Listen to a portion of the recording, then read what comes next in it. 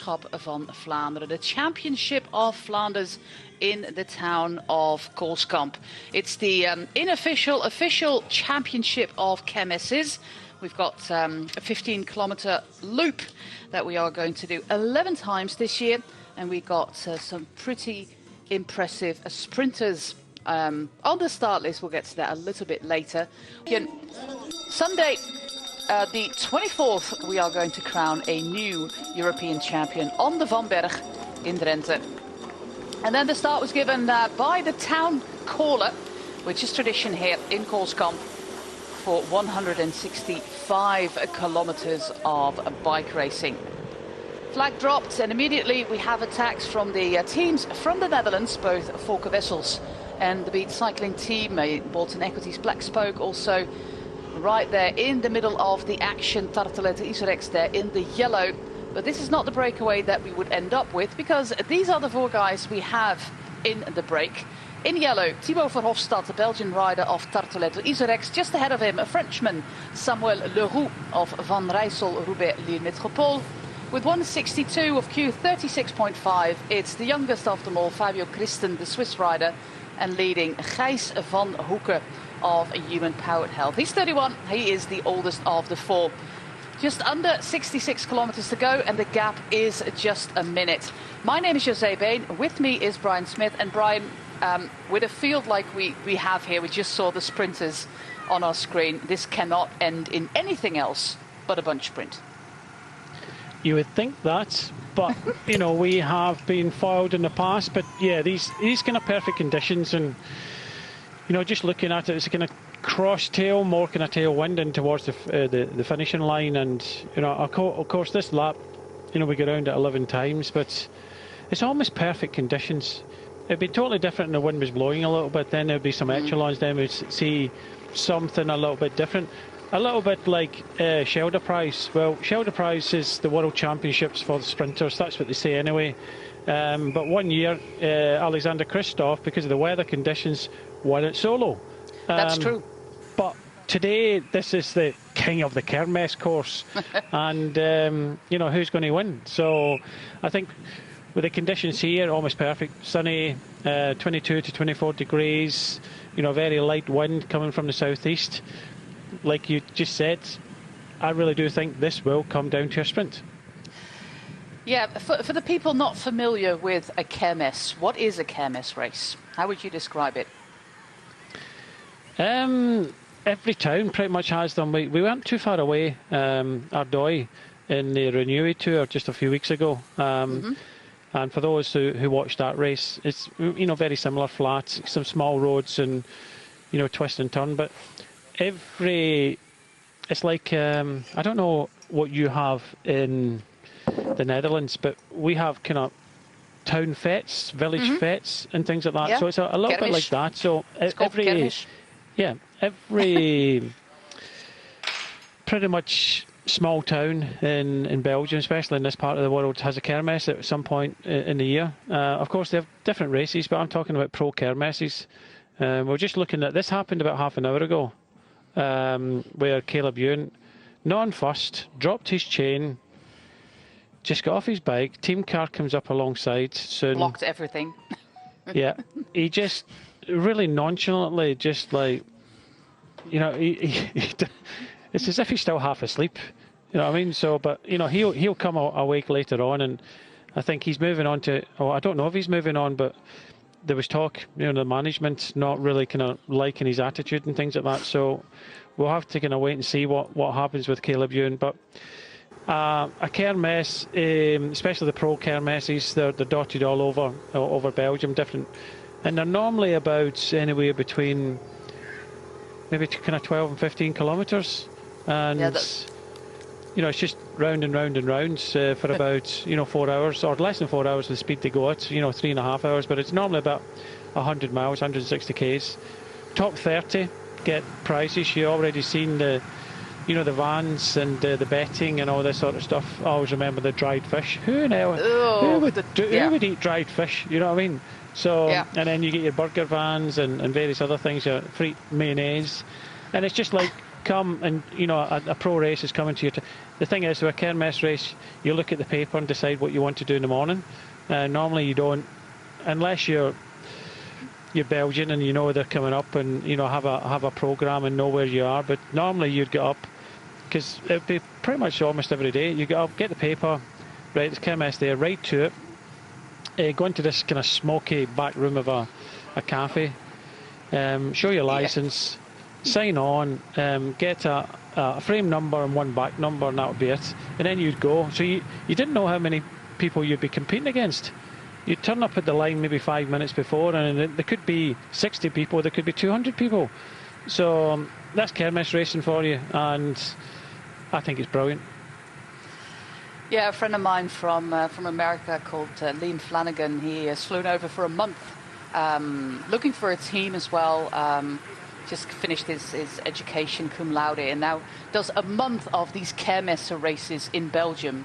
Just staying with a friend there, brought his bike over, goes to like exactly what you say, these dodgy cafes, and sign up and race in the afternoon, and hopefully go away with a little bit of prize money to make your trip all the way from the US worthwhile, and hopefully in the case of Liam, get noticed and maybe get a team for next year, because they say, Brian, there's no better way in the world to learn the trade of racing than doing Belgian kermesses. Well, some of the hardest races I've ridden.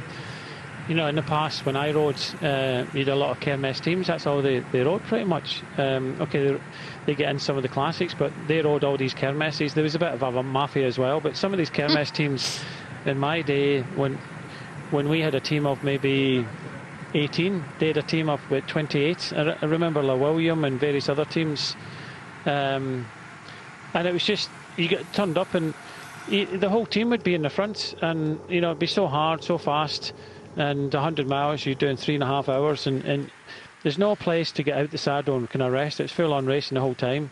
And of course, just before the World Championships, everybody used to come here to train for the Worlds and get some racing in. So they would ride to the race, ride the kermesse and ride back. So, you know, sometimes it could be, you know, well over a kind of 250 kilometre day, and that's what they did. But I remember turning up for a block of racing before the World Championships. There was 300 riders on the start line.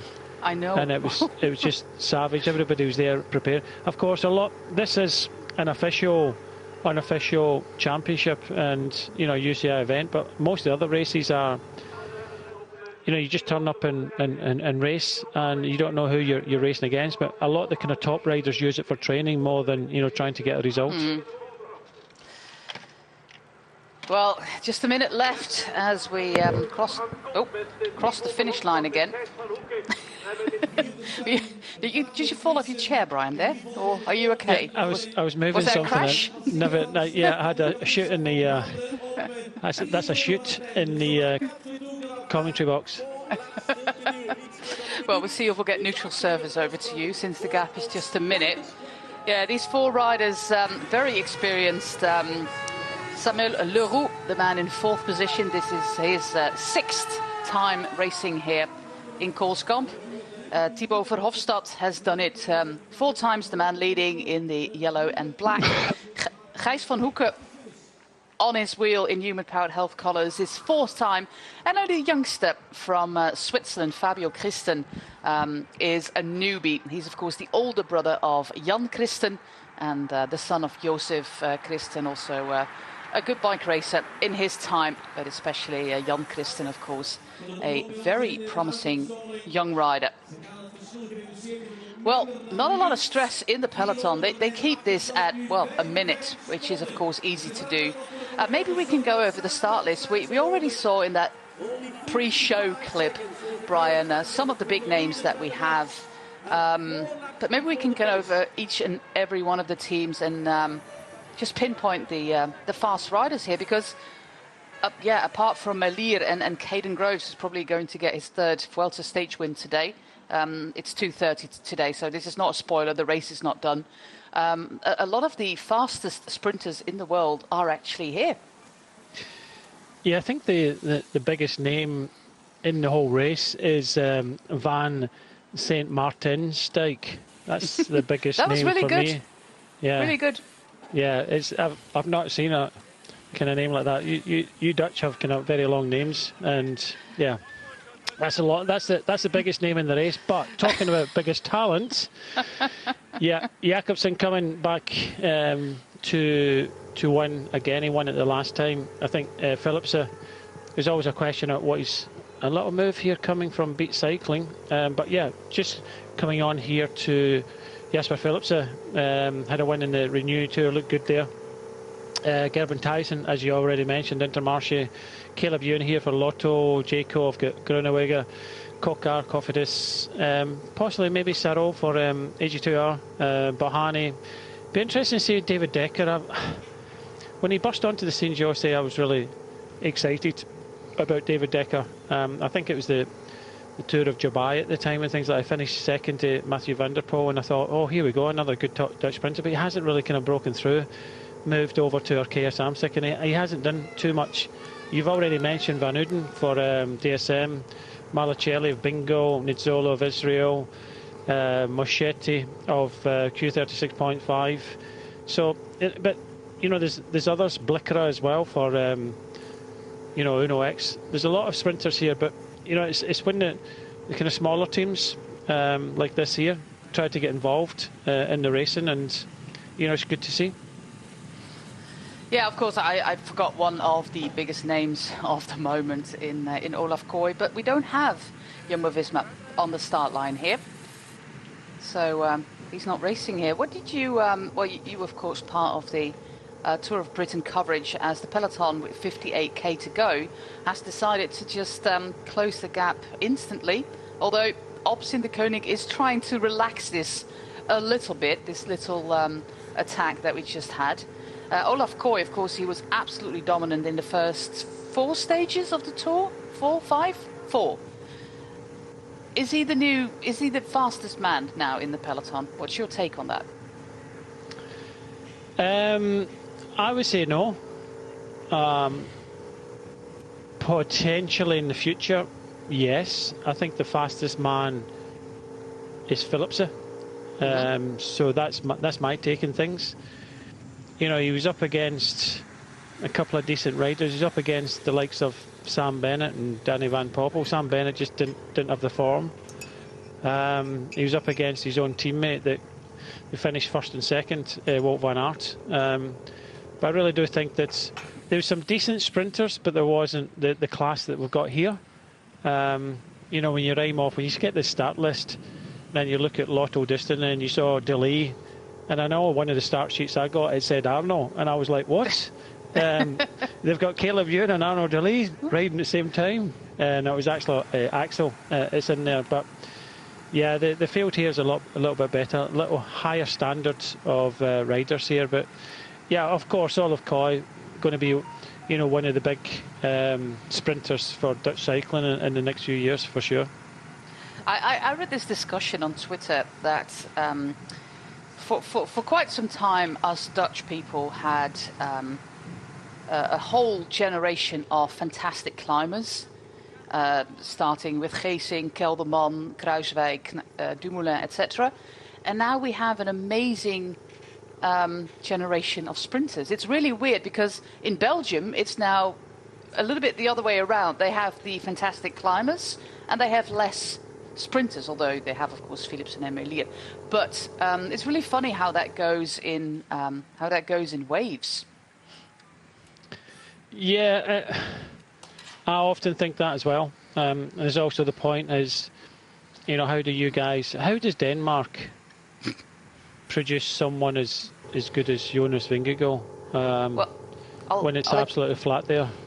I have explained that before. Since I ride with a power meter, I have noticed that if we have wind like 4, something like that, in a headwind, I do the same kind of percentages in terms of watts as I do on a 4, 5, 6% climb.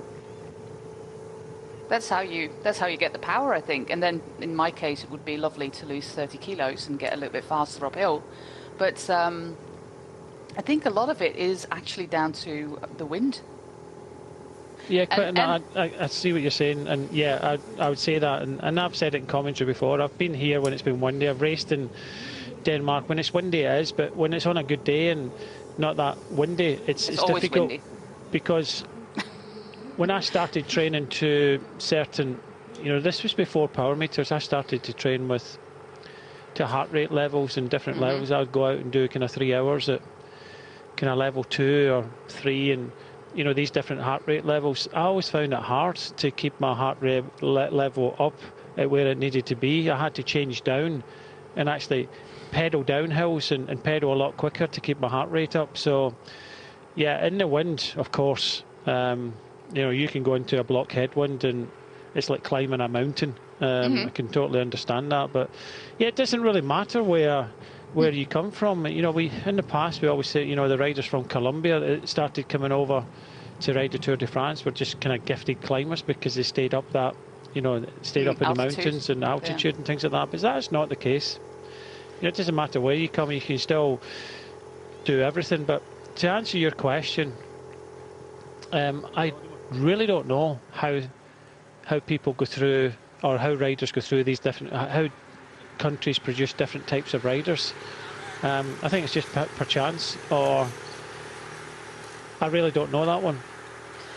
For when we still had the Rabobank team, they always had the infamous Ardennes test days, where they would get the young riders, the most talented riders from the Netherlands of 17, 18, 19 years old. They would send them to the Ardennes, one of these climbs there, and that was the selection criterion to get onto the Rabobank team. If you were good in the Ardennes test days, and basically Belgian cycling now has the same thing also in the Ardennes. They have the test days to find new climbers. And in the Netherlands, we don't do them anymore since Rabobank is now I'll trump you, Jose. When I was a junior and things like that, the King Cycle test came out, and the King Cycle was the test on that turbo trainer indoors. Horrible. And I think even Mark Cavendish went through the net because he couldn't. Some people can ride indoors, some people can't, and it's just that it's more in your head than anything else. And there was teams, British teams and things like that selected on King Cycle tests. Yeah, really cool. And somebody like Dumoulin, or Nick Terpstra for that matter, just fell through the cracks of the Rabobank Ardennes test days, but did make their way up to the highest echelons of cycling anyway. We have a very active Beat Cycling Club at the moment. Of course, they have former track sprint world champion Matthijs Bugli, Giel Dijkeren, which is one of the most difficult names to pronounce if you're not from Belgium or the Netherlands, Stijn Dame, Guillaume Visser, Vincent Hoppesak, of course, also a man from the track, and a local man, Emiel Vermeulen. He is from West Flanders, and that might be the reason that they really want to animate this race. They just had that little two-pronged attack, and now again they are trying to get closer to the breakaway. And I saw, Brian, that especially Albacete de Koning and Soudal Quickstep want nothing of this. They try to slow this move down. It's like, come on, we don't need this kind of thing. We have plenty of time. Do you know what? I think they've also watched the Tour of Britain where St. Piran were attacking, and even the Unibet team were attacking in twos rather than attacking just on your own, because when you're a kind of smaller team, it's always very difficult. But yeah, Beat Cycling, it's been around the last. It's a different kind of team setup, and things like that. They haven't got a lot of funding, but is Theo Boss still involved with that Beat Cycling? No, Theo is head of the Chinese team sprint. Oh wow! Got a lot of time for Theo Boss. He's a great guy, absolutely great guy. Well, we have Jaco Lula here with youngster Hamish Mackenzie doing some work there. You can see the brake levers all the way turned in, Brian. Why is this a trend nowadays? The man from Jaco Lula, his two hands can almost touch. Why do we see that so much right now? It's compensating for puppy paws. This is in aerodynamics. This is as simple as that. So you turn them in. But it's something that the teams will always look at. everybody's looking at aerodynamics, and they have been doing this for the last kind of 15, 20 years. And by turning them in, it means you at certain points you can rest your which you aren't allowed to do, and keep your hands on the levers. Simple as that. I'm pretty sure that if the UCI looked at this closely, there's going to come a rule that you can only have your levers turned in at a certain angle, and you'll get protractors and things like that being given to some of these UCI commissaires to look at it, not only for sock length but lever degrees. So yeah, it isn't. It's just purely for, and I think there's a bit of emphasis on Pogacar at the start of the year. He started using something a little bit sort of narrower bars. If you measure between your shoulder blades, I think I'm 40, which would give me a kind of 40 bars, because it's easier to keep your arms kind of straight. But what they do is they put their hands in and then just kind of turn the levers in. It's more for aerodynamics than anything else. A winner of the Grand Prix de Wallonie has abandoned the race, as did Rick Sabel. We had Adam de Vos also mentioned as an abandon and taken over at the front of the bunch. Again, our Albacin de Koning, they're here with Philipsen, with Ricard, Mareczko, Bastiaans currently leading the peloton there. Timo Kili, Ramon Sinkeldam and Lionel Tamillo. Kinkeldam, yeah. That's a nice name. Kinkeldam. Yeah, so that is their A sprint squad, actually. And these four riders, yeah, especially Gijs van Hoek, he's 31. He is from the region, and he's on the lookout for a new contract, because the news coming from the Human Powered Health Camp is not all that reassuring. They have been informed that it's looking pretty dire to find sponsorship for next year. So these riders, they have to actively showcase themselves now.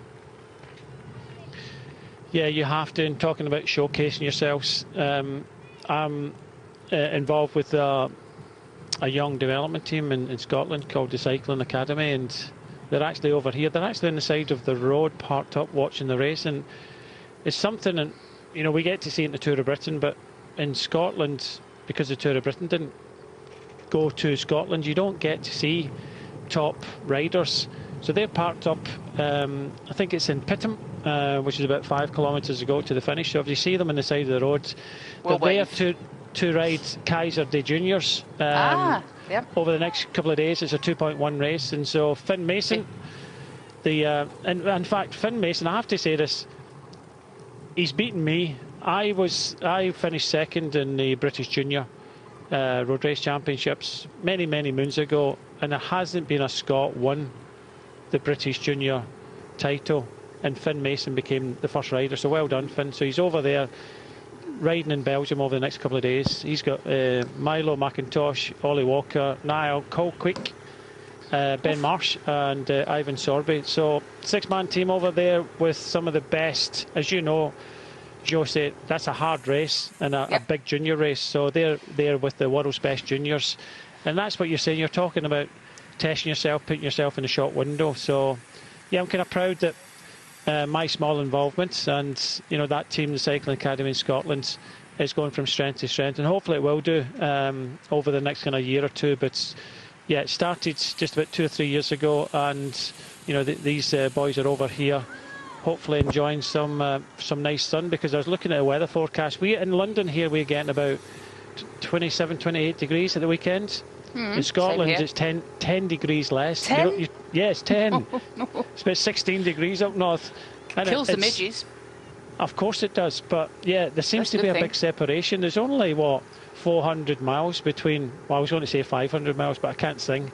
So there's about 400 miles between London and Glasgow, or 450 miles. But big change in weather. We are currently watching Shetland from basically season 1 with the fantastic Douglas Henschel. So yeah, we're big on Scotland. I do want to go to Shetland. It's an awful long way from home, and there's no trees, but it looks absolutely amazing. We're now I've seen season 5, 6 and 7, but we started all the way from the back when everybody was still quite young. Well, Douglas Henshaw is actually he's doing From something with Glasgow. Netflix now. No, he's from locally it's called Barhead, which is Barhead, Yeah. which is only about 2 or 3 miles where I was brought up. But he has an interest in cycling. Oh, wow. Yeah. Well, I think it's a very handsome man. I absolutely love his accent, and Shetland is a big tip if you don't know the series. It's stunning. It's on the Shetland Islands. Beautiful scenery. It's quite slow, Do you know what happens in the it's end? really nice. He goes away after season 7, and somebody else comes in. Broke my heart. But yeah, maybe he's equally nice. I don't know. I don't know who they're going to bring in for season 8, but I got a few seasons to catch up on. You were talking about the Keizer de Juniores, the race. I'll give you some of the names who were on the podium in recent years. The race is tomorrow, by the way. Noah Hobbs, he was a 3rd last year. Steven de Schuiteneer, one of the most promising juniors at the moment in Belgium. But also in 2019, we had a podium with Quinn Simmons, Magnus Sheffield and Sam Watson. Of course, all moved on to the World Tour. Other riders on the podium, Andreas Kroon has won it, Nathan van Hooijdonk, Florian Seneschal, Bob Jungels, Peter Kenyuk, to name but a few. Luckily, we can report that Nathan van Hooijdonk is okay. Of course, a big scare. He had a heart attack, cardiac arrest while driving his car, caused a big accident, was resuscitated on site, but luckily he is okay. Also, we heard the exact same thing for the Dutchman of Cofidis, Wesley Kreder, who in bed got a cardiac arrest, was also resuscitated. He's also okay. He needs to recover, of course, the Dutchman, but we do wish them both well in their recovery. Big scare for both of these riders. But yeah, it's the Keizer de Junior. Ethan Hayter's been on the podium as well. Brent van Moer, to just name, and Caleb Ewan back in 2012. So it is a big race for these young kids, and it's great to. And I hope these Scottish lads have a good day out there tomorrow, and that they learn a lot. Here we have Lasse Norman Letts, completely unfazed. Time to catch up on fluids there. Lasse Norman Leth Hansen. Yep. It was a little bit confusing during the World Championships while I was watching, not our GCN coverage with Carlton, but another coverage. And the commentator seemed to be completely unaware that this was Lasse Norman Hansen.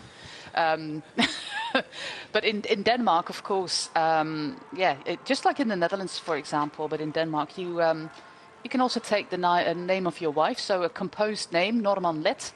Valgren Hundal, for example, is the same thing for Michael Valgren. So that's why the name has changed, making life a little bit more complicated for cycling commentators.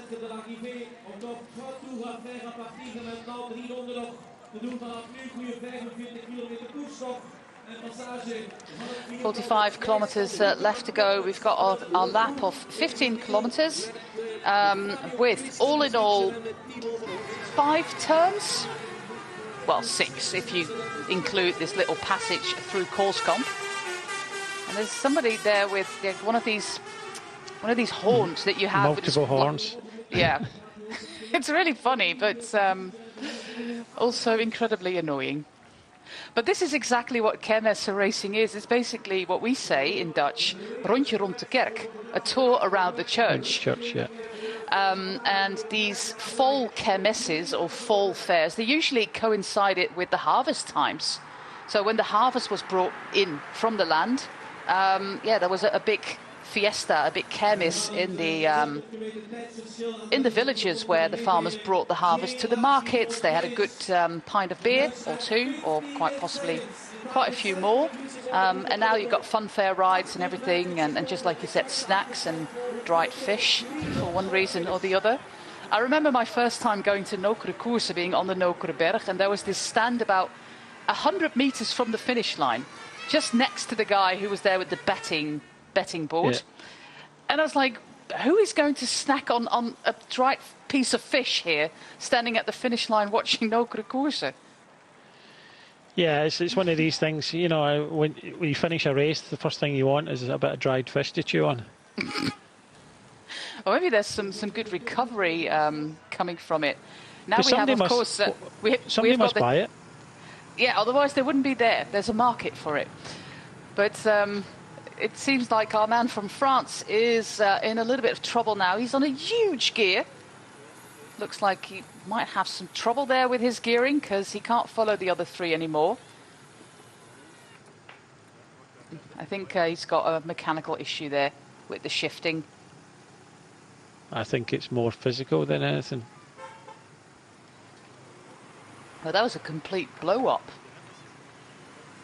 Yeah, it's one of these things you don't know. It hits you just like that, and especially in a flat race, you think... Because in other races, you look at the route and you might kind of hold a little bit back, but when you're out there kind of doing team time trial, and if you're not on a good day, your legs can just go bang, and everybody thinks flat races are easy, but some of the hardest races I've ridden have been flat, and as you say, for the right reasons. If the wind's blowing like it does in this part of the world a lot, they can be really hard. Still at the front of the bunch is Aiko Bastiaans. He's got an interesting history. Started on the Alpecin Fenix development team. He's still part of the development team actually, but he's been doing a lot of races with the World Tour team. You can, unless it's World Tour, you can like interchange your riders. For example, also in the women's racing, Sylvia Persico was riding with the UAE development team in Wallonie on Wednesday. But he signed a 2-year contract with Quickstep, Soudal Quickstep next year. So a nice reward there for Aiko Bastiaans coming into the sport, through development teams and gradually building on his palmares. He's a very trusty domestique. You're talking about Persico? No, by Bastiaans, who was just leading. But I was just illustrating it that you can change your riders from the World Tour to the Continental team and the other way around, unless it's a World Tour race. Yeah, I really like that idea. That's one of the good ideas that they've got. You can go at any time. Normally you used to take stagiaires on, and the stagiaires were only allowed kind of from August onwards, and they couldn't ride high-level races. But this is actually part of kind of Lotto-sponsored Belgian Cup. I think it's the 10th event. I think there's not that many to come now, is there? It is the last one. It's the last one. This is the 9th. We started all the way back on the 28th of February with the Grand Prix Samijn. That was won by Milan Menten, ahead of Hofstetter and Edward Teuns. A week later, we had the Grand Prix Montserrat with that photo finish between Gerben Thijssen and Caleb Ewan. Circuit de Wallonie, that was in May, was won by Jordi Meijers. Remember that one, Brian, where we stopped for 45 minutes because the road was blocked? Then it was Veenendaal on the 20th of May, where Dylan Groenewegen got his 4th win. The day after, the 21st of May, the Antwerp Port Epic with a clean sweep for the Alpecin de Koning team with de Bond Kilich and Quinten Hermans. We had the Merkestein Fences Classic, formerly known as the Grand Prix Marcel Kind. That was won by Caleb Ewan ahead of Tim Merlier and Thijssen. Then on the 10th of June, dwars door het Hageland, won by Rasmus Tiller. On the 11th, the day after, another sprint festival in the streets of Bruges, in the Elfstedenronde with Philipsen. And then 15th of August, it was the Ronde van Leuven, and that was won by Arnaud Delis. So it is indeed the 10th and last one. The score at the moment in the classification, Ewan leads with 44 points, and Gerben Thijssen is in 2nd place with 40. The winner gets 16, then 14, 13, 12, etc., all the way to 0. So the overall win in the Lotto Cycling Cup is still open. I would think that Lotto Destiny, of course, share the same sponsor, would like Caleb Ewan to pick up the overall win. But yeah, the question is, how good is Ewan after being away from racing for such a long time, and of course all the mental stress that comes with the situation that he finds himself in? Yeah, not good at all. Not good at all from the team. More so than possibly him. You don't air the kind of dirty laundry like that. I don't think as a general manager. But look at he's here. He's got a chance. That he's very capable of winning this. You know, a sprinter is a sprinter, but he is up against some really top riders that have been winning recently as well. So I hope he does, because he needs. Okay, he said the birth of his third child, but he needs a little bit of run of the smooth. He's not at the best. He's sitting down in the back as well, which doesn't always look good. And we saw him when he had that mechanical. I hope, but at the end of the day, it's a Belgian Cup race, but I know some of the smaller teams kind of look at points and where they are, but most of the top riders don't. I don't think go for it. They don't come in here thinking. No, it's more accidental win. Yeah, we're going to ride this strategically so that so and so doesn't get points, and I win and things like that. And I think the Belgian in the past they used to have sprints and races which had points as well, but I don't think Caleb Ewan started the season thinking that I'm going to win the Belgian Cup, which is a shame because it should be something that these kind of Belgian teams and things like that should look at.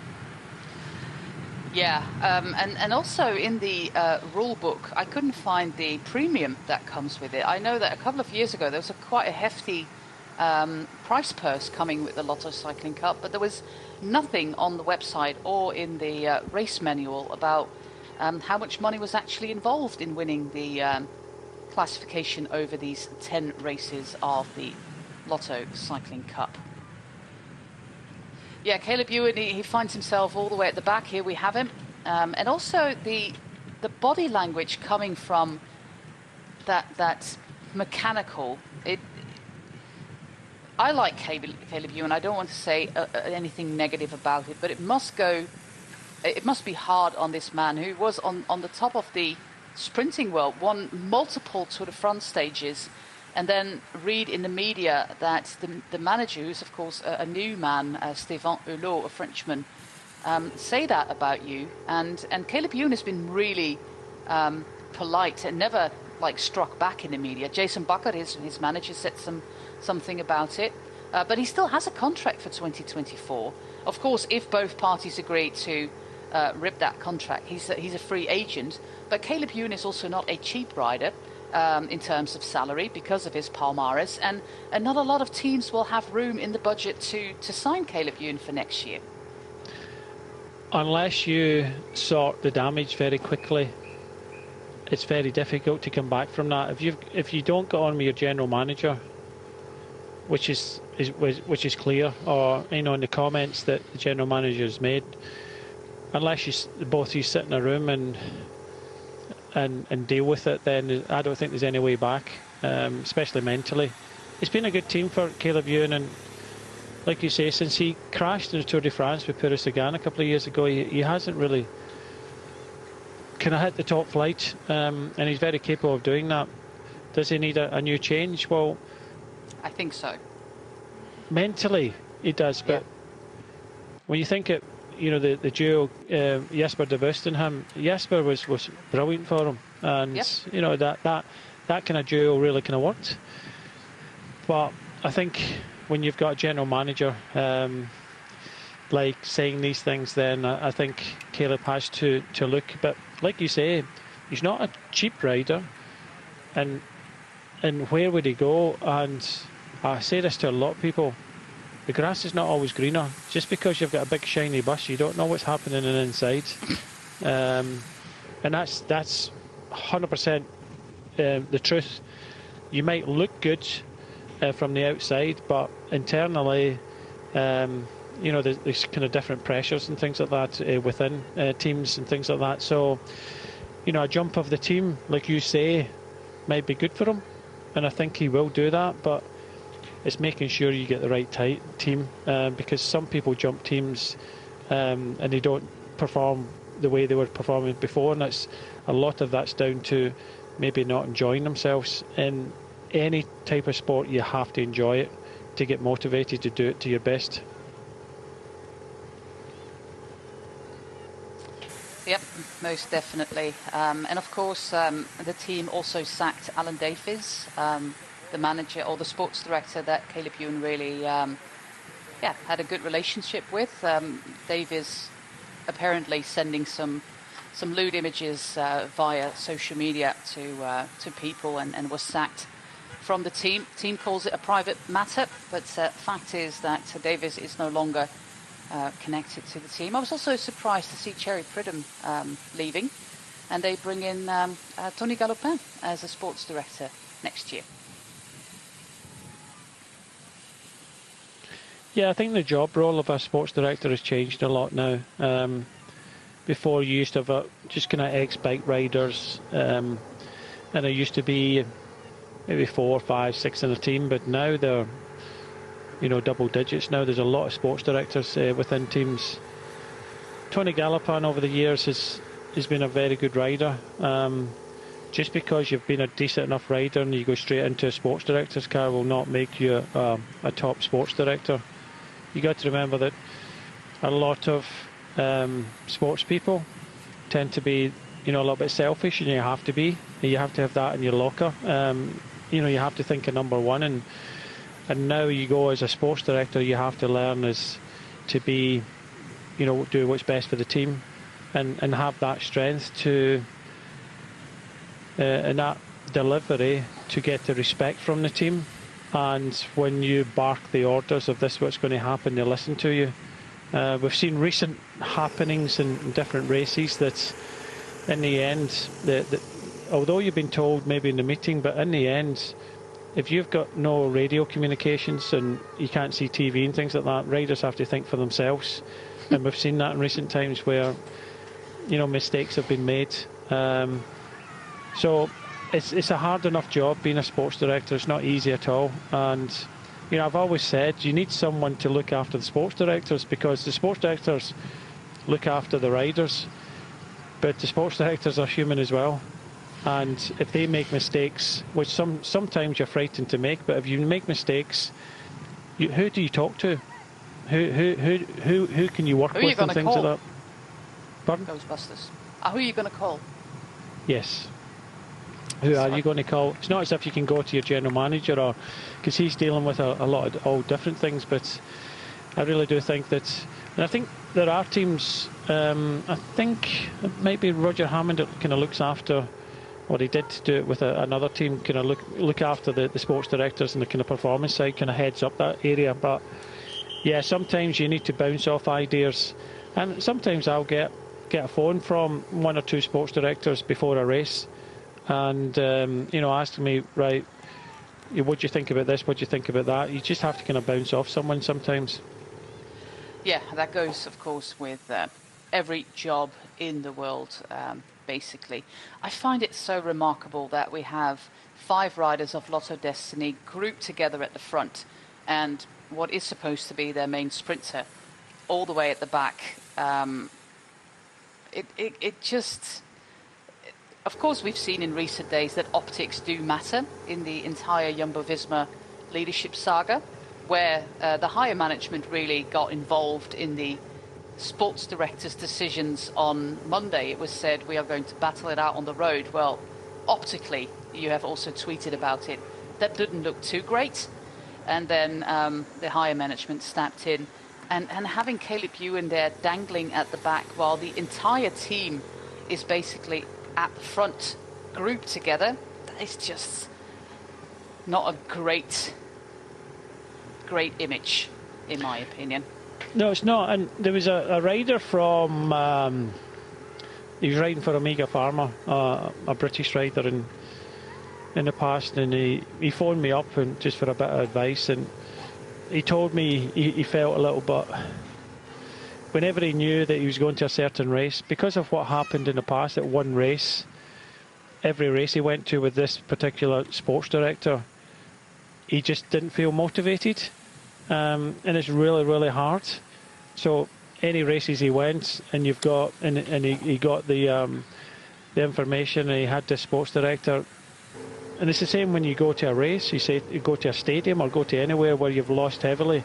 The next time you go, and I have it with my boys' sports team, every time they go to a certain place, just because they get beat 8-0 or 7-0 or 9-0 in the past, mentally think when they turn up at the same place, they think, oh, here we go again. And, I just said, look, in my opinion, just arrange a meeting. and sit down with them one-to-one and just kind of thrash out, just be honest with each other. Just say, I felt this when you said this and gave me a hard time about that. This is how I felt.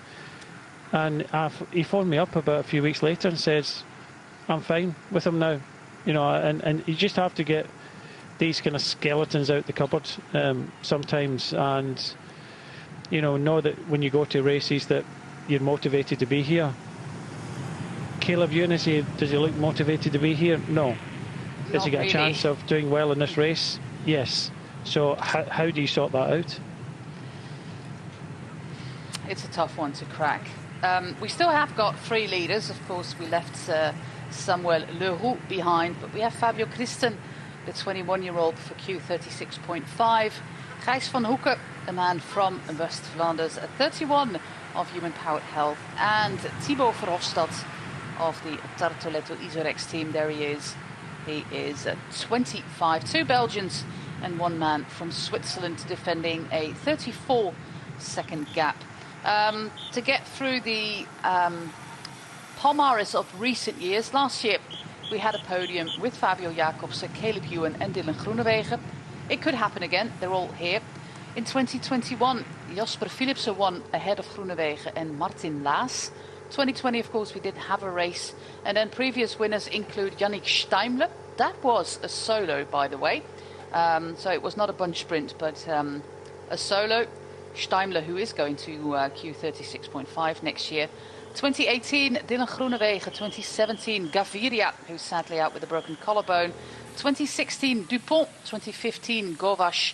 2014, Demar, and other previous winners include De Bussere, Marcel Kittel, André Greipel, Baden Cook, to name but a few. And the absolute record holder is the lovely Nico Eekhout. I think he won it 4 times. And the very first one was in 1908. That was the first edition. That is a long time ago. Yeah, I remember that one. That was a hard one. They've all been hard. In fact, it was so it was nice weather for that one as well. Ryan, I know you're a little bit older than me, but you're not that old. Come on.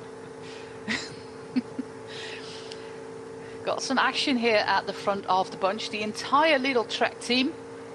Just 5 riders out of the 7 that you can line up for this race, including their 3 stagiaires.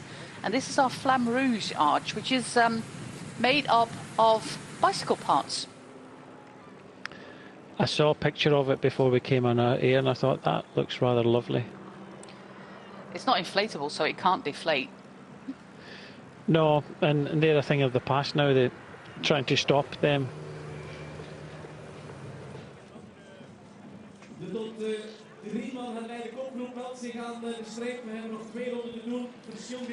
Two more laps to go as we cross the finish line. The peloton is hot on their heels. Gijs van Hoeken, Thibaut Verhofstadt, Fabio Christen. Last year we also had a pretty small first group of 5 riders. And yeah, the scenario was exactly the same as we expect it to be today. I find the finish a little bit interesting because, well, you see the finish line, there's a nice little twist in it instead of having a straight line. Yeah, they could have had it a little bit kind of further up, and they would have possibly had a little bit kind of straighter, kind of 200 metres or a little bit more. We've had sprint stages, races here a lot, and from my memory, we haven't had too many mishaps and crashes and things like that. So, but the thing about it, Jose, is you go around here 11 times, so you know what you're getting. Yeah, 0 surprises, and luckily this lovely turn is not part of the final.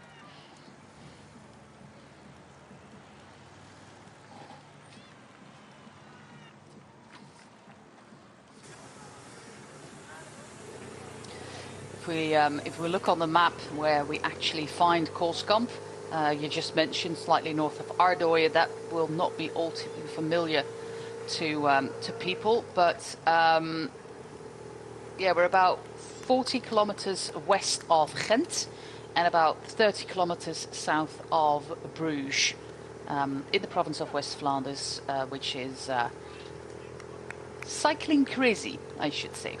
Do you know, I could probably make this from where I am in about 2.5 hours. I know. You're faster there than I am. Yeah. Honestly, I have to go on the on the road around Antwerp, which is a disaster on Friday afternoon, or any afternoon. Yeah, no, I was, you know, even Paris-Roubaix, after Paris-Roubaix, one of the times my son was with me, I was there with the team, and I was home for 9 o'clock that night.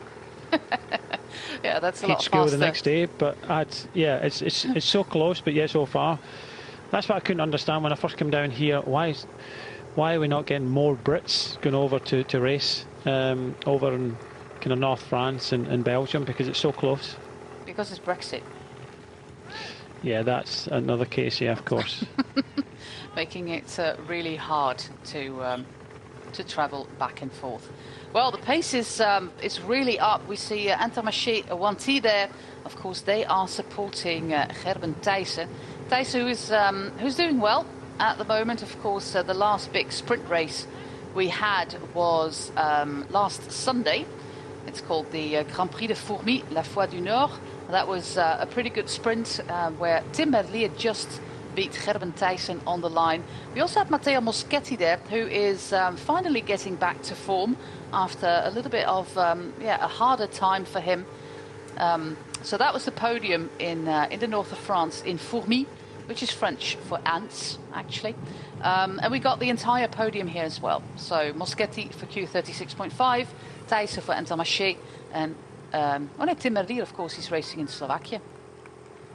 I think there's a little bit more fight for this time. I think it's just hotting up every lap, isn't it? As Joe says, they go through the finishing line and they turn right. And then we get this kind of small road. This is what they're fighting for.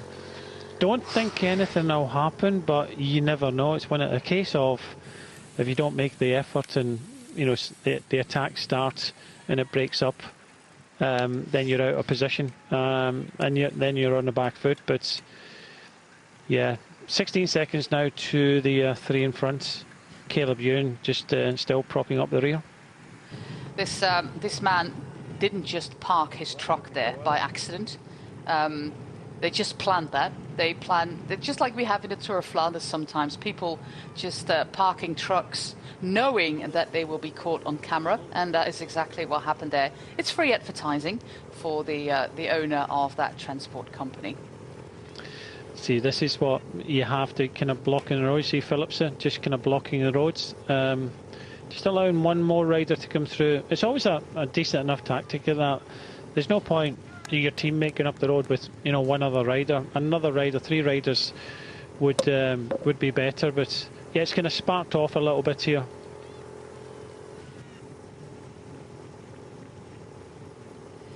DSM Firmenich with Jasper van Uden, who was pretty close to actually winning a stage in Britain last week.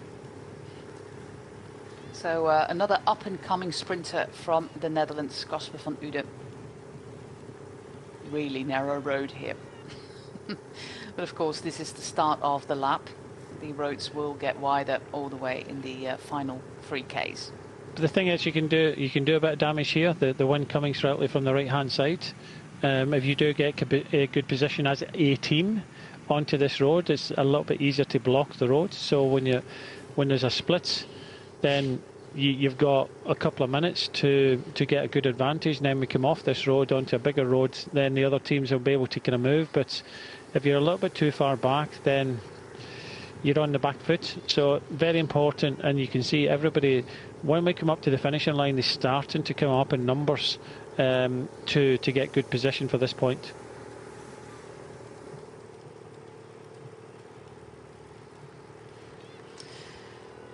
Almost over now for our three leaders who have really fought tooth and nail. But you can see that the peloton is coming back. Why is there such a big truck there on this road? Of course, 15 kilometers is about 20 minutes per lap, so they would open the road in between to let people through, but you can't. They're probably not keeping it close for the entire 4 hours that the race is. Brian, what do you think? No, there's certain times you see a truck just there when they come onto the main road. So as soon as they're past, there'll be a lead vehicle and there'll be a rear vehicle. So as soon as a rear vehicle, they'll possibly let the traffic flow a little bit. You just sent me a message, didn't you, about Lotto Destiny gathering around Caleb Ewan? Well, that's what they tweeted. I'm not too sure of where the team are watching the race, but definitely not maybe in the television, or maybe they're in one of these cafes enjoying a couple of beers. Yeah, because I don't see the team gathering around Caleb Ewan at all. It's an interesting tweet of a reality that is not really the actual reality. Tarteletto Isorex, they are racing, well, they were supposed to race 2 races this week, both here in Flanders and in Morocco. And despite the earthquake, the organizer in the Tour of Morocco said, yes, the race is going ahead, no problem, just fly over. And then all of the teams did fly over to Morocco the day before the race was actually going to take place, that it was cancelled after all. Of course, due to the fact that there's now over 3,000 casualties in that terrible earthquake near Marrakesh. And the teams are basically stuck in Morocco at the moment because the start town of the race is different than the finish town. The finish town was Casablanca. So their return tickets are absolutely worthless, and the team of Tarteletto Isorex is also still stuck in Morocco. Oh, that's a shame. And also, Global Peloton reported on Twitter that the rental cars are being taken back by the organisers as well, leaving the teams in a little bit of limbo there in Morocco, where, of course, they have a lot of other things on their mind. So really weird that the teams did fly over to Morocco, and then in the end, the day before, they did the right thing and cancelled the race because there was an earthquake. Well, we're doing a Caleb Ewan spot today in this race, and he's off the back, I have to add. So breaking news, he just moved up on the left-hand side there, the right-hand side, looking for us, and you can just see him just behind Jack Bauer for Q36.5 and the kind of silver kits. So he has moved up towards the front. It's one of these situations where you can play around, just sit at the back all day. There's people that can do this in every race. I was quite fortunate. I could read a race and I can understand. Sometimes I make mistakes, but more so, you can see that you've got that feel. Some riders don't have that, and they just ride at the front of the whole time. So it's one of these things. It's sometimes difficult to learn, but you can. But Caleb Ewan has decided that all day just keep out of trouble, sit at the back. But now, inside the last 25 kilometres, he did move up in that main road, and now he's up towards the front of the top 20. So now he's making the tweet a reality. The tweet was just 3 minutes Well, too I was just soon. about to say that. So maybe they saw into the future, or what pictures we've seen are maybe about tweet. 5 minutes out of sync. It was a scheduled tweet. Like, okay, we're going to tweet that you're at the front with your teammates. Move up. We got the Bolton Equities Black Spoke team at the front, of course. Always very active in these kind of races. They're back on the road next year. They only have 10 riders confirmed for next year. With Rory Townsend moving up to moving on to Q36.5 because they're both pro teams. Maybe there's room for Caleb Ewan on the Bolton Equities Black Spoke team. Wouldn't mean that he'd get to do the Tour de France, but he might be more appreciated. And they speak the same language. Yeah, if they've got the money and the funding to be able to do that, Bolton most likely not. Yeah, it's a difficult one. I know that haven't got a huge budget. I know it's always going to be a kind of struggle for them. And if they've only got 10 confirmed for next year, and some riders kind of moving on, you have to kind of question the fact is that how what is going to happen with that team. It is very difficult, and there's with a limited budget you can only do so much, but you can't fault them for getting involved with the racing. Well, they always race really aggressively, which is nice, and they have a kit that really stands out for us. We just have a result coming in from Slovakia, where Quick-Step are basically Jumbo-Visma in the entire race, because on day one we had Remy Cavagna doing Remy Cavagna things over an hour solo. Yesterday, Tim Melier won a sprint, and today it was up to Andrea Bajoli. So 3 on 3 now for the team of Suldal Quickstep in Slovakia, where one of their main sponsors is located.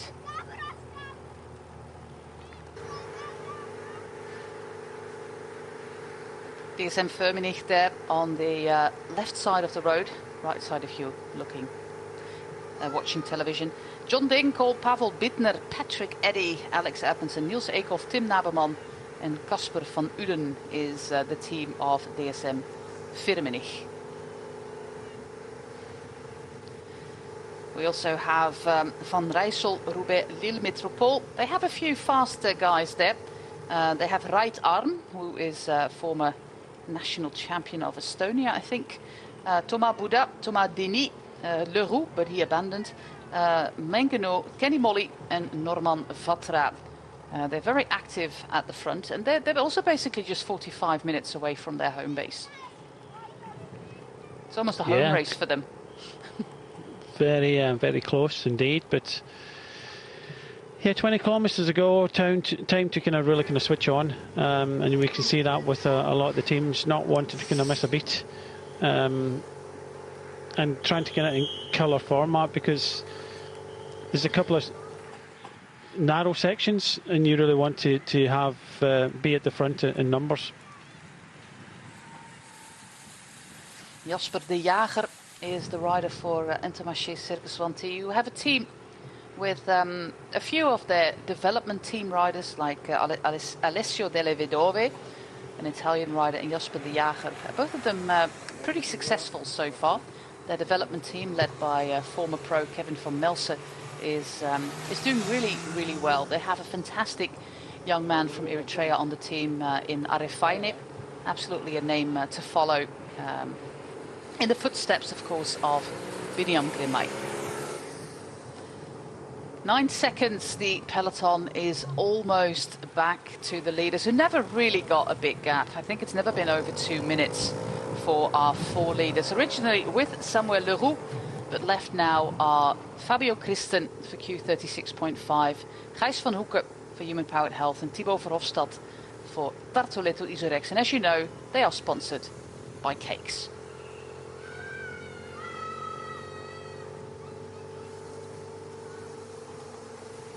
I hope they are not paid in cakes, because maintaining your weight as a pro cyclist might be an issue there. Koen van Meltvoort, who is the fast man on the Volker Wessels team, has been at the back of the peloton basically the entire race, and now apparently has got a mechanical, already taking his Garmin or Wahoo or whatever brand of bike computer he has off, so anticipating a bike change there instead of just a new wheel. But with 19k to go, not ideal there for Koen van Meltvoort. Some nice shiny shoes. Very shiny. Yeah, rider, I think, used to ride for Rabobank in the past. Yep. When he was younger. Yeah, he's had a really long career, and especially in the races here in the Netherlands, he's won quite a few of them. But these are like 1.2 races, so the 4th tier of racing, 4th category. And he does top 10s in races like this, but in this field, I rather doubt it. And they're only here with 5 riders anyway of the Volker Wessels team. They are going to have a women's team next year, which is great.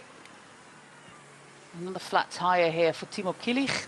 Kilich, who had a breakthrough season with a win and some pretty good results, especially in the month of May.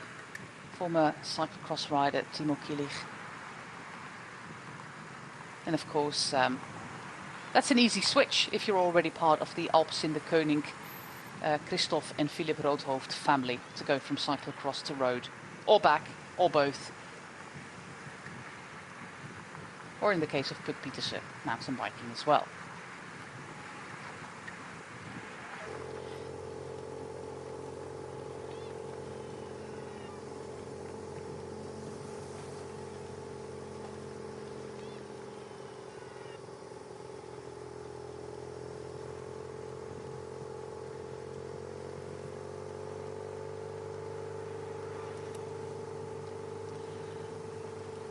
Peloton really swerving from one side of the road to the other.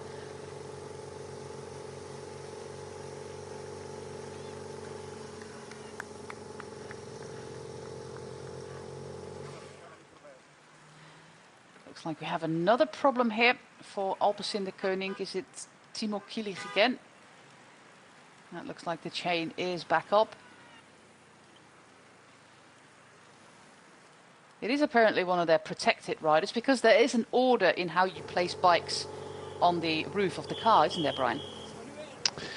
Yes, there is indeed. The outside, as we see, is a lot easier to get to, and that's where your protected riders are. The mechanic will know exactly where each bike is, and some of these bike racks, they'll carry complete bikes, but you know, some of them carry just the bikes without the front wheel. So if your bike's in the middle, you know the kind of pecking order of where you are in a team. So, and we see a lot of riders changing, but it's a big strategy. Whether you change a bike, whether you change a wheel. You know, maybe earlier in the race there is that strategy. So if you get to this point, then you know we'll change the wheel, and you see them using kind of hydraulics and things like that to do that, to getting the centre axle out and putting it back in. But yeah, every rider in the car in the race has a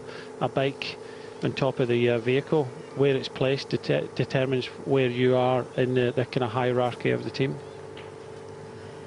AG2 are really active there at the front of the peloton as well. They are here with the Nassen brothers, Stan de Wulf, and the French riders Pierre Cotera, Antoine Rogel, Marc Sarrault, their sprinter, and youngster, stagiaire actually, Jordan Labrosse. Very talented junior, by the way, Labrosse. Well, we have one more lap to go here. Our breakaway riders have been caught, and now it's absolutely full gas to the finish line as the town crier, or, well, he's not really calling out, is he? But it is the last, I think last that's lap. the guy. I think that's the guy that rang the bell in the first edition as well. He was a boy then. Oh, cryonically preserved. Yeah, lovely.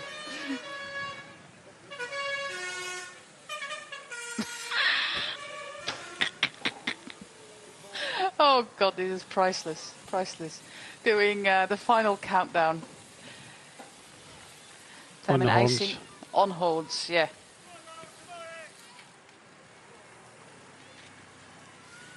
Well, our man who was in the breakaway here with 196, now all the way at the back of the peloton.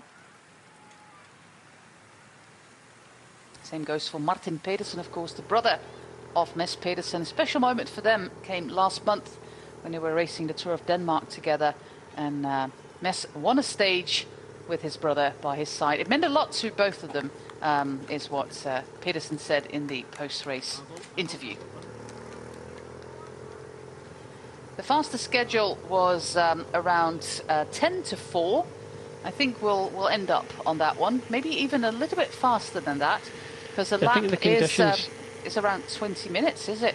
Yeah, they're riding fast, and a little bit of anticipation here for Van Rysel, Roubaix here in the pink and the white. And we know that there was a bit of a race to get into that small road when it turned right. You can see the European champion Jacobsen is moved up a little bit, but it's in this section that they start to race for that right-hand turn. We saw a little bit of action before, but I think with so many top sprinters here, I do believe that, you know, more teams are happy to bring it down to a sprint. Of course, you've got your opportunist moves, and this is one, but you can get 50, 100 metres in front of a fast-moving bunch quite quickly.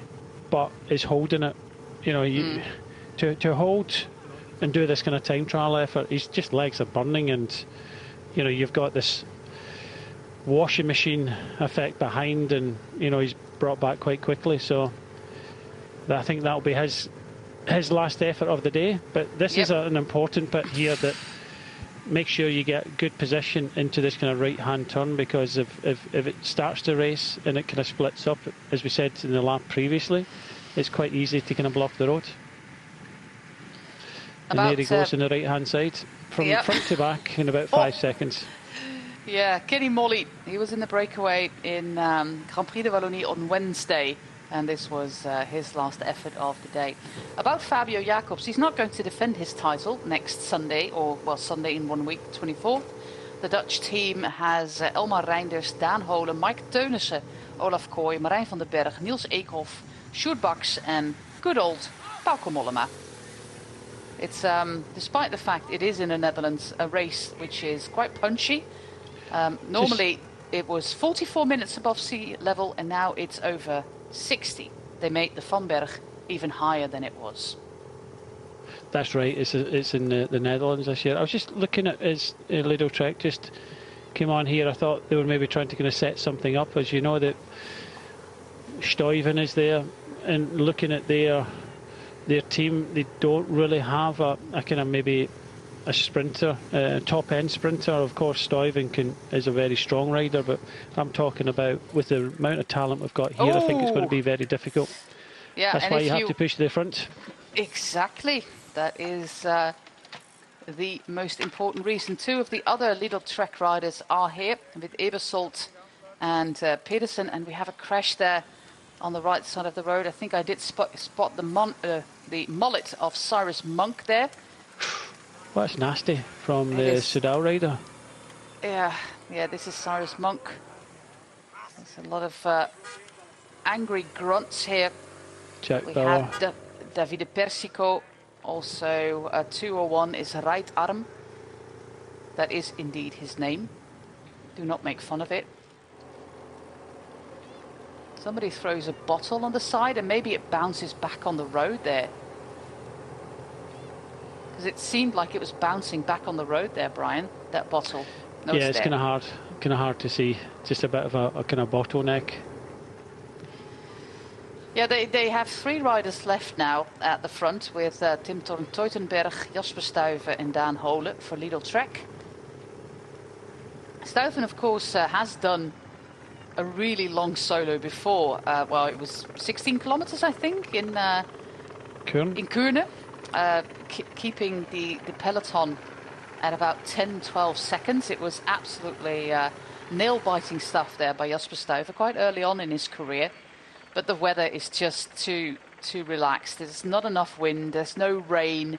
And when it comes to the pure speed against the likes of Jacobs and Groenewegen and Philipsen, it will be really hard for Jasper Stuyven. Yeah, I thought they might have tried something with Stuyven here on this road, because they pushed to get good position. But when they fanned up, you know, because your teammates can just kind of block the road a little bit and kind of help. But, you know, these are some of the riders that were kind of stuck when that crash happened, stuck just behind it, managed to get around it and not get in it.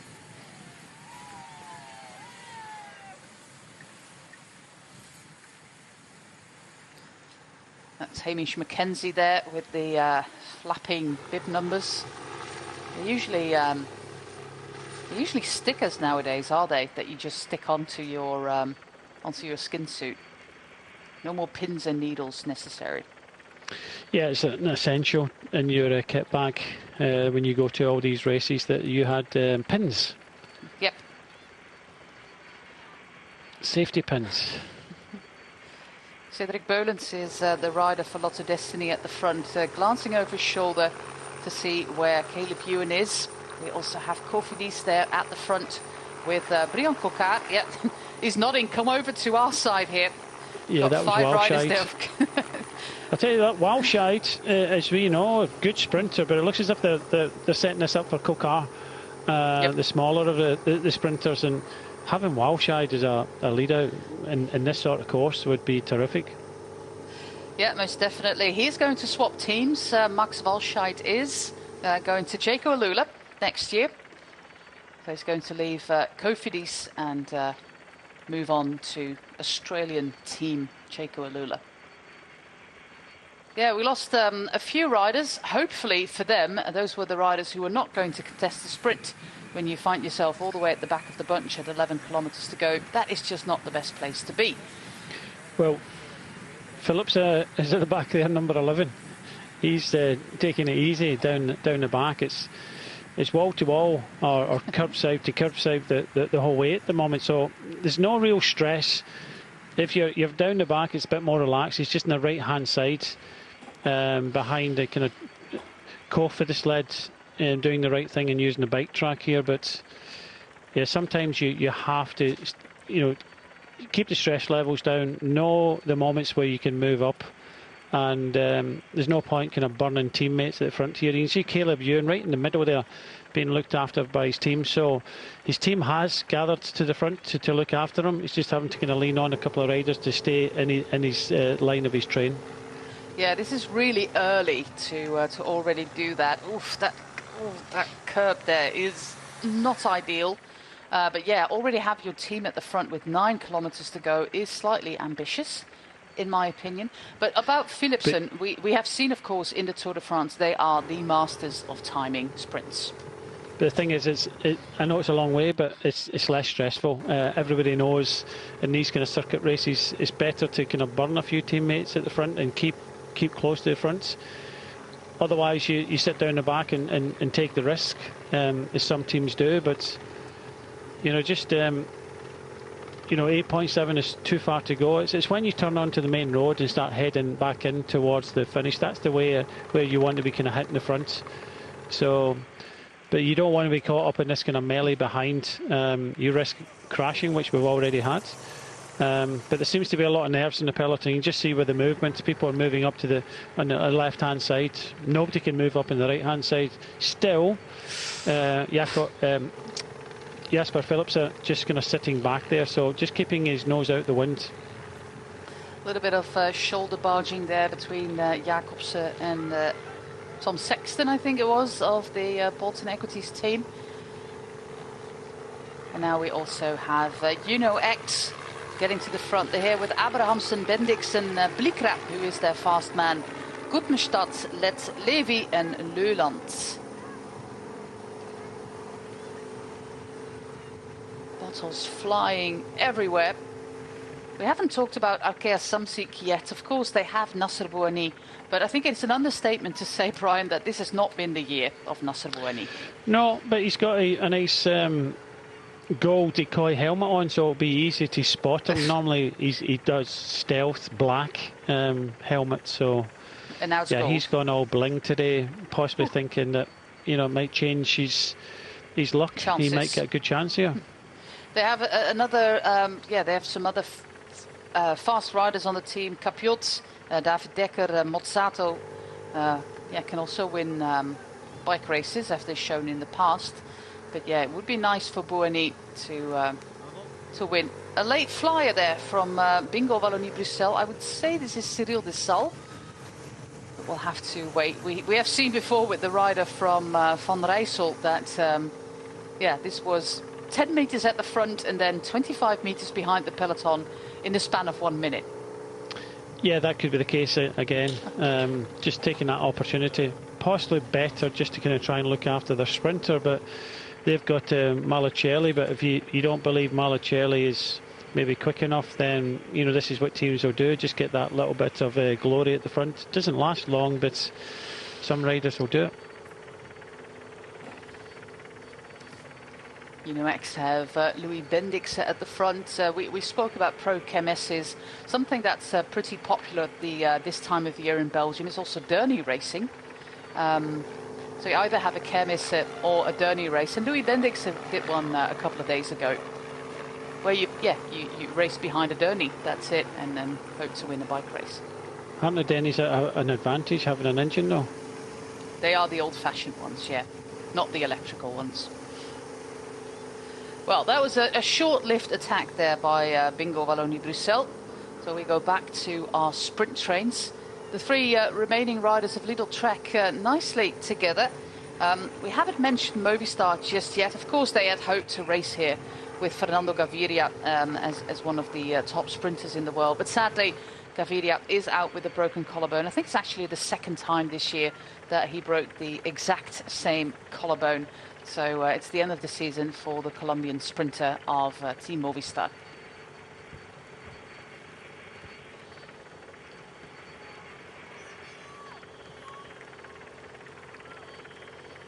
Johan Jacobs had a really good Grand Prix de Wallonie. He is the only Movistar rider moving to the front right now. And gradually, riders are trying to move up, taking the inside of the turn there. Hopefully everybody stays upright, but they're taking every risk there when we go through this town. The final 5 kilometers start right now. This is het Kampioenschap van Vlaanderen, Koolskamp Koers, edition 108. One of the oldest bike races. And we have almost a collision there with a seagull, who quickly decided to go the other way and not right inside the peloton, which is great. Remember, who was it, Bauke Mollema, having a seagull dump some shit on him earlier this year? No, we had a fight with the seagull, wasn't it, during the World Championships last year in Wollongong? That was it. But yeah, we're inside the final 5 kilometers. The race story is a pretty simple one. We had a breakaway of 4 riders with 2 riders from Belgium, Van Hoek and Verhofstadt, 1 from Switzerland, Fabio Christen, and 1 from France, Samuel Leroux. They never really got a big lead. It was 2 minutes at max, as all the sprinter teams kept everything under tight control. And now we are preparing for a bunch sprint. In recent years, winners included Jacobsen, Philipsen and Groenewegen. All 3 of them are here. The podium last year was Jacobsen ahead of Ewan, Groenewegen. Mozzato was in 4th, and Timothy Dupont, who is not racing since he was supposed to race in Morocco, in 5th place. So that is what we can expect, a big old bunch sprint, and hopefully everybody stays upright, because bunch sprints are always a little bit scary to watch. Yeah, especially when you got a lot of riders capable of winning this. It's not a case of we've got 1 or 2 riders that are favourites. We've got probably 5 or 6 that are favourites, and that's the difficulty you've got. You see Jaco Alula just been moving up in the left-hand side in the blue shorts. But yeah, it's going to be a fast finish. It said earlier, this is a little bit of a kind of cross tailwind in towards the finish, which makes it very, very fast. Yeah, the TV director is showing us Yannick Steimler. He is a former winner of this race back in 2019 with a late attack, making it all the way to the finish line. That was quite courageous.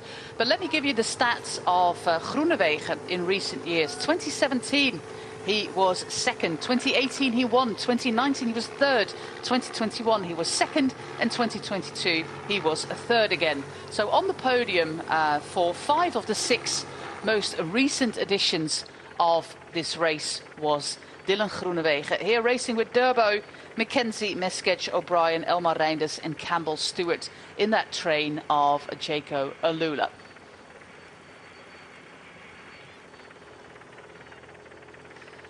We also see some black there for DSM Firmenich, as the road is really, really narrow here in the little town of Aken, as we're making our way back to Koolskamp, which is the hub of this race. 165.1 kilometers in store today, as Quickstep have moved to the front there with Lampaert, Murkeu, Seneschal and Jacobsen. On the other side we have Cofidis. We also have Arkea Samsic with at least 4 riders there, and this is Dan Hole doing a really big turn at the front there, hopefully for Jasper Stuyven. This is how fast this... Oh, well, I just wondered how fast this was. Yeah, it's almost 60k an hour. Yeah, this is... I said it was going to be a fast run, and, almost touching, 60 kilometres an hour running into towards this finish. It's a super fast finish here, and, yeah, it's going to get really dramatic. Yeah, less than 2 kilometers to go. Adrien Petit has done his job there for Intermarché, but his sprinter, Gerben Thijssen, is way, way back. This is always a dangerous situation, of course, with lead-out man just trying to drop back while others are still at full speed. Here we have Israel Premier Tech. They have Giacomo Nizzolo as their sprinter. And now a turn from, it looks, Callan O'Brien there for Jaco Alula. On the other side, we have Ramon Sinkeldam together with Rickaard and Jasper Philipsen for Alpes in de Koning. And then that lovely yellow arch of the final kilometer is coming up really, really fast now. There it is. It's absolutely stunning. This is the final kilometre. Looks like we have a little bit of a problem there for Kelland O'Brien. He is out, but that sprint train of Jaco Alula on the left side is still doing pretty well. On the right-hand side, we have the train of Quickstep. Through the middle, we have Rickaard together with Philipsen. On the wheel of Philipsen is Dylan Groenewegen. Also in the colours of Q36.5 is Moschetti. Kokar is there as well. Everybody is there. And this is the final lead out by Morkov, casually glancing across the shoulder to see if Jacobsen is still there. He is on the wheel of Jacobsen. We have Philipsen, and now it's Philipsen and Jacobsen sprinting against each other. Dylan Groenewegen also sprinting for the line. And it... Ooh, I can't say. Photo finish there, but for me, I think taking a bit of a guess there, and an unfortunate incident there coming into the finish, but I really, nasty one. I really do think that Jacobsen, and the reason for that is, we'll see it again in the overheads, but it looks as if Jacobsen, the European champion, got that, but another podium finish for Dylan Groenewegen, close by Philipsen. But let's see what the end result is. But Philipsen was forced to go the kind of long way around there. Well, it looks like everybody's congratulating Groenewegen here. But it would be nice to have a helicopter shot, because there was a little bit of a turn there. But it looks like they also are waiting for confirmation. But I'm trying to listen to the announcer there. But the TV director, the TV director has his eyes set on Groenewegen. Caleb Ewan was not part of the sprint at all. No, it was three across the road, wasn't it? It was Jacobsen, Philipsen and Groenewegen. All three of them are former winners of this race, and it looks like we haven't decided yet, or the jury haven't. This is not up to me to decide. The jury hasn't decided. Is it Philipsen? Is it going to be Jacobsen? Is it going to be Groenewegen? I think everybody's still awaiting the outcome of the commissaires. He says, no idea. I don't know if I have it. This tourist is waiting, is asking, did you win? And Philipsen said, geen idee, I don't know. Oh.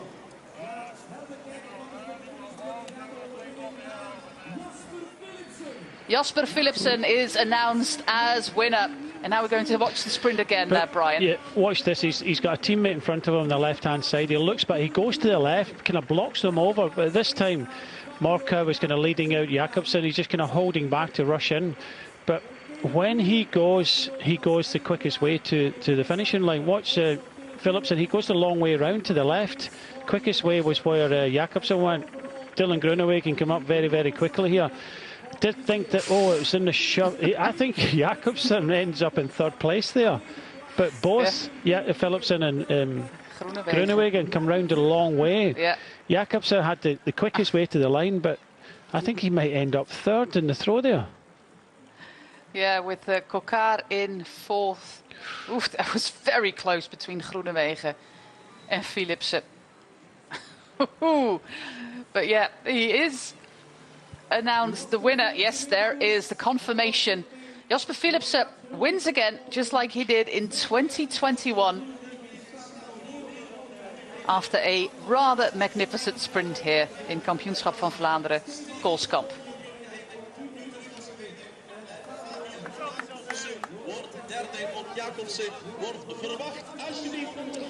So we have Jasper Philipsen, Dylan Groenewegen, Fabio Jacobsen. That is our top three, and that is of course a dream result for the organisers here, having these three guys on the podium. We didn't see Caleb Ewan, we didn't see Gerben Thijssen, although he was wearing that distinctive jersey there, to see who has won the overall in the Lotto Cycling Cup. But I do think that Caleb Ewan might actually have to go to the podium to get that overall win, but we'll wait for confirmation there. It's career win number 35 for Jasper Philipsen, and his first win actually since his quartet at the Tour de France. So good to have him back. No, of course he won in the Renewi Tour as well. Good to have him back to his winning ways. He's got a pretty busy program still coming up with on Sunday, the Gooikse Pijl. Then a semi-classic Paris-Chauny the week after. He's going to the Lotto Famenne Ardennes Classique, Sparkassen Münsterland, and then 8 days of the Tour of Turkey. And the Tour of Turkey is also on the planning, or it's planned, that Mark Cavendish is going to return to competition in Turkey, a race that starts on the 8th of October, which was of course postponed from April due to the earthquake we had in Turkey back then. Turkey and Syria, I should say, because the damage and the pain in Syria was just as big as it was in Turkey.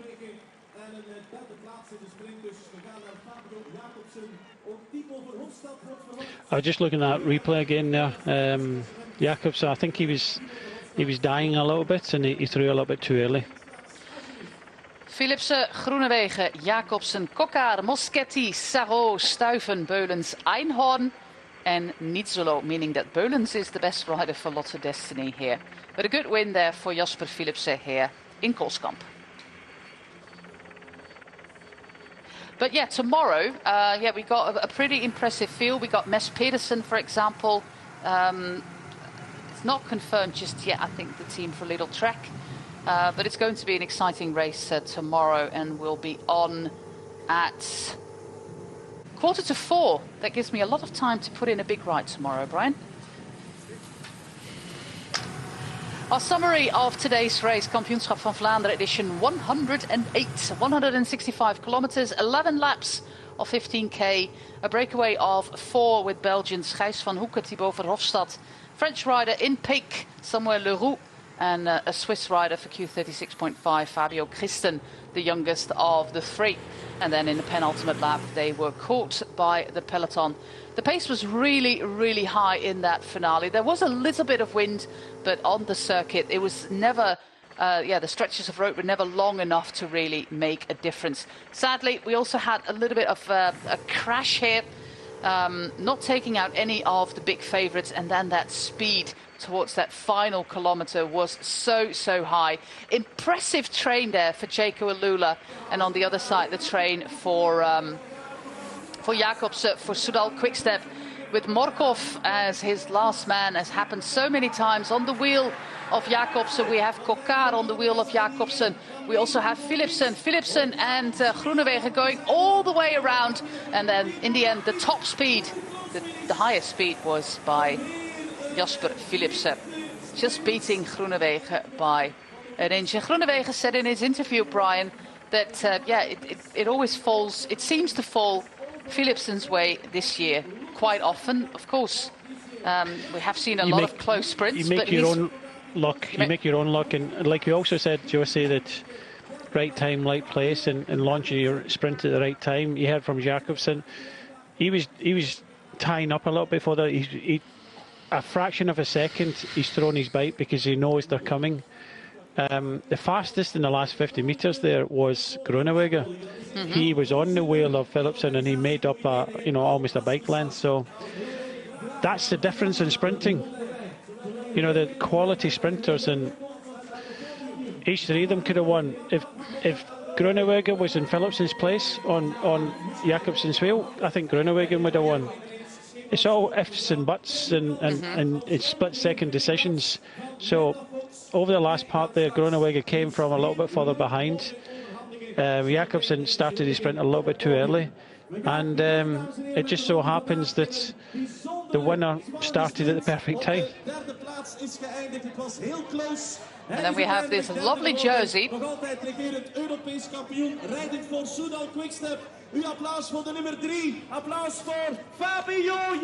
Yeah, they were on the podium together as well, Jacobsen and Groenewegen, as they have been so many times in the past. Third place there. His last race in the European Championships jersey will be on Sunday in Gooik, which is just outside of Brussels. Also a pretty flat race.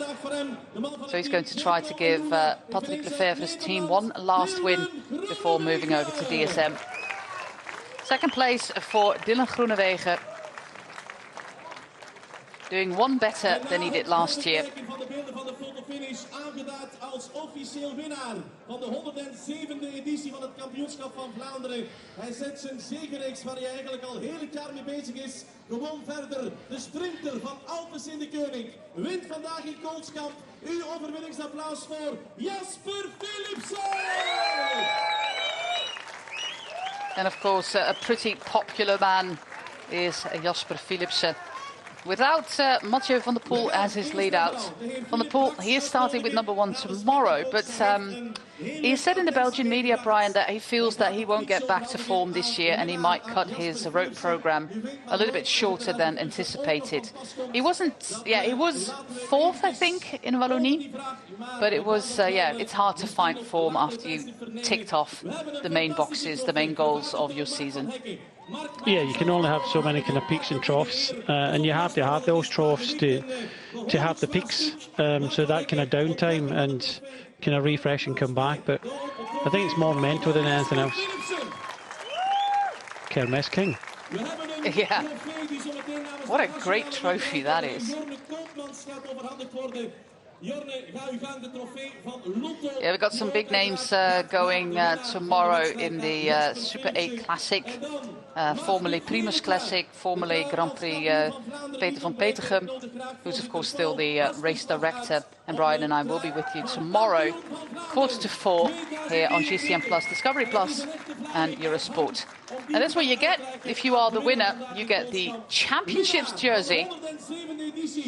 Oh, it's actually edition 107. That was 1 year too soon.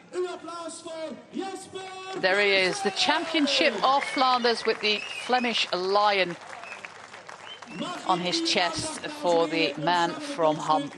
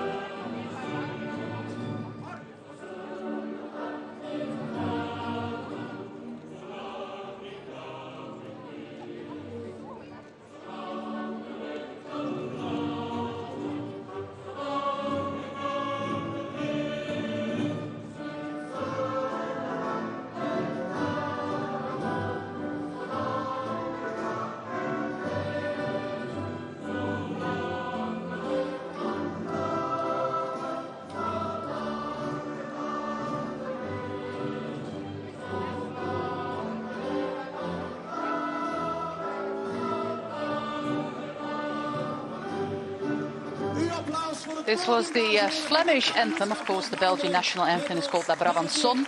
But this one from 1845, 15 years after Belgium became independent, is the Flemish regional anthem. And they wrote it, Brian, because they were afraid to be annexed by France. So they thought, let's write a song that'll keep the French away from our territory. And did it work? It did work, yeah. The French, they were, of course, in Napoleon's time, they did annex Belgium, but in 1845, they were safe. Well, thanks for watching on behalf of Brian Smith and myself, José Been. And Brian and I will see and hear you tomorrow in the Primus 8 Classic. Tot morgen. See you tomorrow. Bye-bye. Editie 2023.